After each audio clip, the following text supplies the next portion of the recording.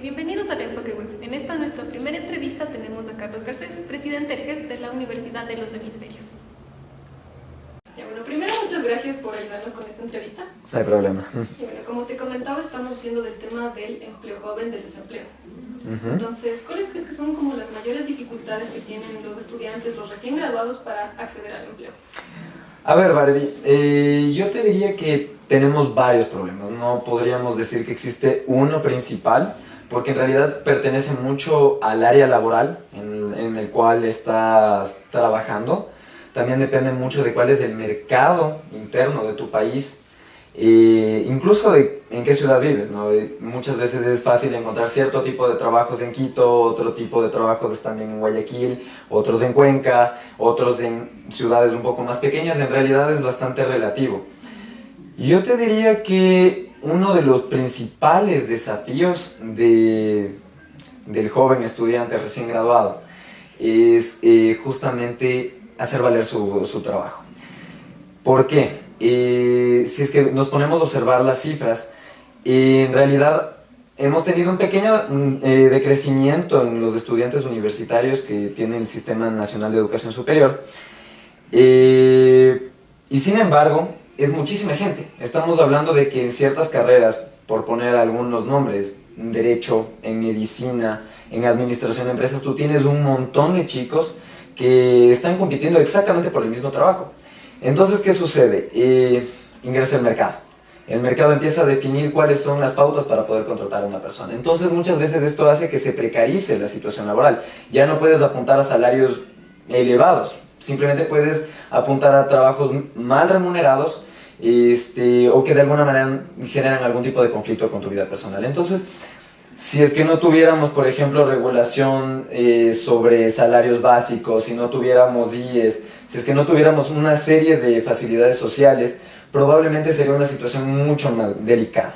Pero el hecho de que se ocupen cargos, de que esté tan lleno el sistema, ese es otro importante factor, ¿ya? El hecho de que no solo se reduce, digamos, tu expectativa de ganancia, sino que al mismo tiempo hay un montón de personas que están buscando el mismo cargo que tú, también implica mucho. Porque no es verdad que simplemente por bajar, digamos, los salarios o por mantenerlos en el límite mínimo legal, se va a generar mayor contratación. No, en realidad toda empresa, incluso el sector público, llega a un punto de saturación en el cual ya no puedes seguir contratando. Entonces, ¿qué sucede? Que si es que estás generando demasiados profesionales, tarde o temprano vas a llegar a un punto de colapso. A menos que sigas algunas de las maniobras que está tratando de alguna manera el Estado de emplear, que son, por ejemplo, no solo motivar el empleo del joven, digamos, una relación de dependencia, sino también apoyar la empresa joven. Es decir, que el estudiante no vaya a buscar un trabajo, sino que él empiece a generar empresa, sea su propio jefe, por así decirlo. Entonces, aquí tenemos otro problema, porque realmente no tenemos una cultura del joven empresario. El estudiante no sale, por lo general, para fundar su propia empresa, llega al sector laboral justamente para buscar una buena empresa en la que pueda trabajar, donde esté bien remunerado, donde se sienta acomodado. Y eso, evidentemente, como te comentaba, para algunas carreras va a ser especialmente difícil, para otras no tanto. En una clase que veíamos justamente el semestre pasado, veíamos unas estadísticas que, si no estoy mal, las presentaba la OIT. Mencionaba que en ciertas carreras, sobre todo las de ciencias sociales, la diferencia entre la demanda que está generando el mercado versus la oferta que está saliendo de las universidades es absolutamente abismal. Mientras tanto, para otro tipo de carreras, especialmente las ingenierías, interesante, pero aparece también en el sector de los expertos en matemáticas y ciencias exactas en general. Dentro de este sector, en cambio, pasa lo contrario. No tenemos suficiente oferta. Hay un montón de trabajo, un montón de plazas para estas personas, pero no están siendo ocupadas. ¿Por qué? Porque tampoco es tanto del interés del estudiante. Así que ahí tenemos justamente otro desafío.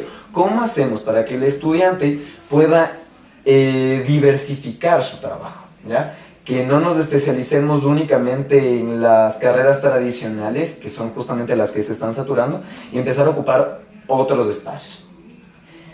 Pero aquí vendría otro problema. ¿ya? Porque no es simplemente en cuestión de ingresar en una carrera novedosa o en una carrera diferente. En realidad lo que se ha podido ver, y te lo puedo decir con algo de experiencia, sobre todo en el campo de ciertas ciencias sociales, pongamos el caso de las ciencias políticas, que es el caso concreto que conozco, si bien no es una carrera normal, no es una carrera clásica dentro del sistema ecuatoriano, el mercado todavía no está preparado para poder abrirse y aprovechar correctamente el servicio que puede ofrecer un politólogo. Entonces, ese es otro gran desafío. Pero este ya no es un problema tanto de los estudiantes o un problema con respecto al sistema de educación superior. Este es un problema que se tiene que resolver en colaboración con las empresas. Es decir, de alguna manera promocionar para que las empresas entren en conciencia de cuáles son los distintos y nuevos tipos de servicios a los que pueden acceder. Claro, te corto un poco aquí. O sea, pero muchas de estas empresas lo que hacen es contratan a sus pasantes y ya se les acabó el plazo y solo renuevan a pasantes, no les dan empleo a los que, claro, tuvieron experiencia. Este es justamente otro problema y qué bueno que lo topas, porque aquí, si es que ya tenemos algunos problemas, podría ser peor. Y me vas a permitir que haga una pequeña reseña histórica. Como ustedes sabrán, la ley de pasantías surge justamente con el propósito de, número uno, que el estudiante pueda acceder a la experiencia laboral de manera más sencilla y de alguna manera facilitar a la empresa para que no tenga que equiparar, digamos, el ritmo de trabajo, las posibilidades que tiene un estudiante con las de un profesional ya hecho y derecho. La idea era básicamente que el estudiante pueda recibir una remuneración por su trabajo, no necesariamente la más elevada, porque también se supone, no es un caso universal, pero que el estudiante también consume menos, no, por lo general no está manteniendo una familia, aunque en muchos casos sí se da, que es un tema que tiene que resolverse también. Pero el problema concreto es que una vez que empezó la crisis económica aquí en el país, a partir más o menos del 2015, se dejó de utilizar esto. ¿Por qué? Porque las empresas no podían pagar a los pasantes. Pero el pasante aún así tenía que hacer pasantías. ¿Por qué? Porque de acuerdo a la Ley de Educación Superior, tienes que cumplir con unas horas de pasantías, con unas horas de prácticas preprofesionales para poder graduarte. Entonces, ¿cuál fue la solución que se empleó?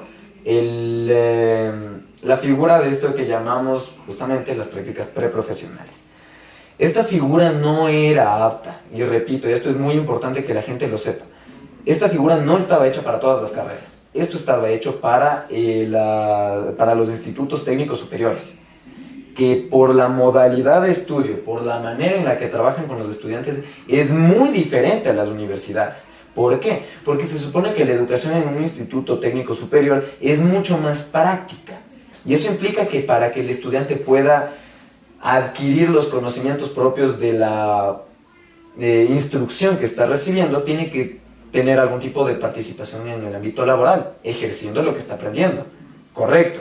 Pero es porque sigue aprendiendo. O sea, mientras está trabajando en una empresa, sigue aprendiendo su carrera. En cambio, en las pasantías no es que estás aprendiendo algo nuevo, se supone que estás aplicando lo que aprendiste, ¿ya? Y esto es diferente. Por eso es que en el caso de las prácticas preprofesionales, estas no son remuneradas, porque se supone que estás teniendo clase. En las pasantías, en principio tenías que tener algún tipo de remuneración. De acuerdo a la ley todavía tienes que, pero en el mercado ya no se está empleando las pasantías, o al menos no tanto como debería. Y aquí entra un problema aún más grave, y que también es importante anunciarlo. Es muy probable, y de acuerdo al comportamiento que han tenido las universidades en el último tiempo, que se empiecen a cobrar las prácticas preprofesionales. Porque claro, te dicen, ok, tienes que graduarte, tienes que cumplir con un número de horas de práctica, no te vamos a dar las pasantías porque nadie te va a contratar porque todavía eres un novato, así que te voy a poner a hacer prácticas preprofesionales. Ah, pero las prácticas preprofesionales servían para que sigas aprendiendo, es decir, tú estás recibiendo un servicio, tú no estás dando un servicio. Por lo tanto, yo como universidad te voy a cobrar. ¿Cuál es la excusa que suelen utilizar? Garantía. ¿Qué pasa si es que el estudiante, no sé, quema una computadora, en el caso de gastronomía? ¿Qué pasa si incendia la cocina? ¿Qué pasa? Te ponen un montón de hipótesis por las cuales la universidad de alguna manera justificaría el cobro de una materia o de un curso en el cual haces tus prácticas preprofesionales. Pero si es una garantía, En principio deberías poder recuperar ese dinero si es que no hiciste ningún daño. Pero no está pasando esto. ¿Por qué? Porque el enfoque que se va a empezar a utilizar es ese. Pero ¿qué hay del trabajo que tú estás haciendo para esa empresa? Esa empresa está lucrando de tu trabajo. Y vuelvo al primer punto que topé, que es la desvalorización del trabajo del estudiante. Porque ya no simplemente es porque hay demasiada abundancia en el sistema, no. El problema es que ahora tu trabajo vale tan poco que tienes que pagar para hacerlo. Si es que me preguntas cuáles serían algunas posibles soluciones, sería, en primer lugar, dar suficiente espacio para que las empresas puedan contratar con facilidad. Ojo, facilidad, no regalándoles trabajo, ¿ya? Facilitar la contratación del estudiante joven, motivarlo de ser posible, pero sin precarizar la relación laboral. Que el estudiante gane por lo que estudió, porque tú no estudiaste para ganar lo mismo que una persona que no estudió, porque si es que fueras a ganar lo mismo que una persona que no estudió, no estarías estudiando, es una inversión. Otro punto importante sería generar políticas de Estado que permitan reubicar, ayudar a los estudiantes, mientras todavía puedan, a meterse en aquellos sectores del mercado laboral donde tienen cabida, ¿ya? Donde no van a tener que competir con 400 personas por 2 cargos, ¿ya? Ese es otro punto muy importante. Igual, o sea, para competir en otras áreas también necesitan más preparación. Y para esa preparación también necesitan dinero. Una inversión todavía más alta. Claro. Y ahorita en un estado que está en déficit es complicado. Yo diría que puede participar mucho y sin necesidad de un gasto excesivo, justamente la orientación vocacional en los mismos colegios. Porque una vez que ya ingresas a la universidad es un poquito más difícil que te salgas de tu carrera e ingreses a una nueva. Pero si es que desde los colegios empiezas a dar espacio, empiezas a comentar, empiezas a dar voces, no solo de cuáles son las carreras novedosas y sigue tus sueños, no. Porque por lo general, buscar la carrera que te gusta y que es bonita, es un lujo de satisfechos, como diría un profesor acá, ¿no?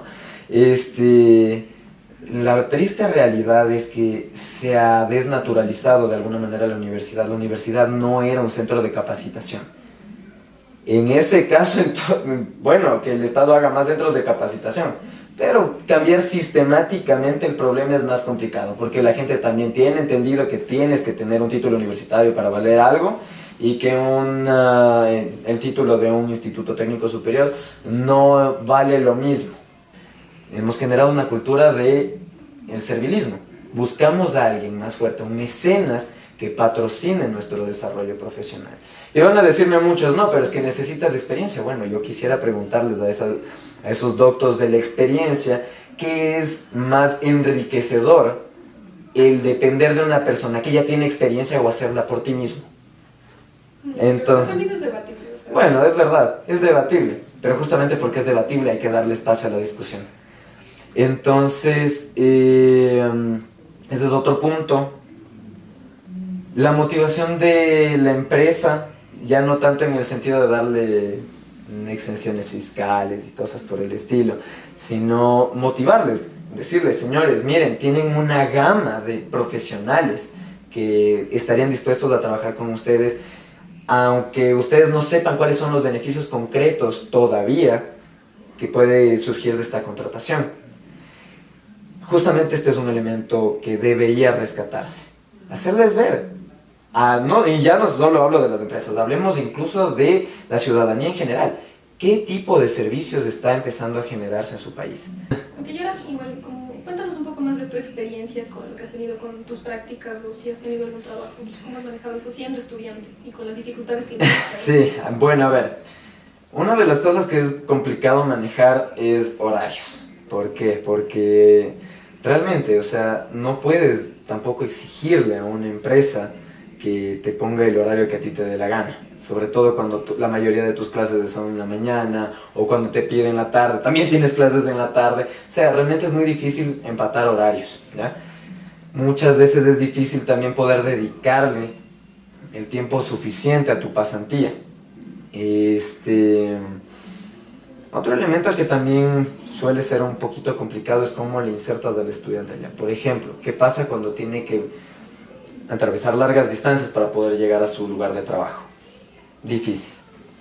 Pero también veo un punto que, bueno, no podría decir que me pasó por completo, ¿ya? Pero que es algo que desde el gobierno estudiantil se ha podido diagnosticar y es un problema algo evidente, es el seguimiento. Y si es que estás haciendo tu práctica preprofesional dentro de la universidad y bajo la supervisión de la universidad porque estás aprendiendo algo, estás aplicando lo aprendido, en principio debería haber un mayor monitoreo. Deberían existir profesores que te estén diciendo, ok, tengo entendido que pasó tal cosa en el trabajo, te puedo recomendar que hagas esto. Así, o sea, mayor monitoreo. ¿Por qué? Porque se supone que la ventaja de hacer la pasantía desde una universidad es que tienes a alguien que te va a ir ayudando a insertarte. Y bueno, por supuesto, el problema de qué tan ventajoso te resulta hacer la pasantía. Si es que estás trabajando de gratis, evidentemente es menos motivador. Por lo tanto, sí es importante ayudar a que el estudiante no solo se tenga que conformar con tener un título o algún certificado de la institución que diga, mira, trabajé con la ONU, o mira, trabajé con Ecuavisa. O sea, muchas veces un certificado no lo es todo para que el estudiante se sienta cómodo. Ok, listo. Eso creo que sería todo por la entrevista de hoy. Muchas gracias, por No, ningún problema.